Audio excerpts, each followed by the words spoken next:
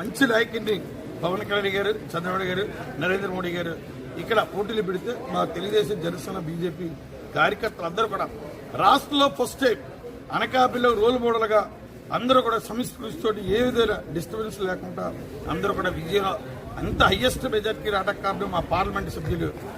ఇప్పుడు పార్లమెంట్ ఎన్నుకోబడిన సీఎం రమేష్ గారికి అత్యధిక మెజార్టీ, అలాగే అంతాల రామకృష్ణ కూడా అత్యధిక మెజార్టీ ఇచ్చినందుకు అనకాపల్లి నియోజకవర్గం ప్రజానీకానికి, అనకాపల్లి పార్లమెంటు ప్రజానీకానికి, అలాగే యావత్ నవ్యాంధ్రప్రదేశ్ ప్రజానీకి అందరూ కూడా పేరు పేరున ఉదయపూర్వక నమస్కారం తెలుపుకుంటూ ఇది ఒక చరిత్ర సృష్టించారు చంద్రబాబు నాయుడు గారు.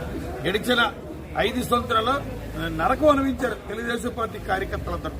కానీ చంద్రబాబు నాయుడు గారి మనస్తత్వం అలా ఉండదు, ఆయనలాగా సైకో పాలన ఉండదు, ఒక మంచి ఆదర్శమైన పాలన. గతంలో కూడా 14 సంవత్సరాలు మంచి పాలన అందించి దేశ చరిత్రలో ఆయన అరెస్ట్ చేస్తే 109 దేశాలు ఆయనకి సంఘీభావం తెలిపినందుకు వాళ్ళందరూ కూడా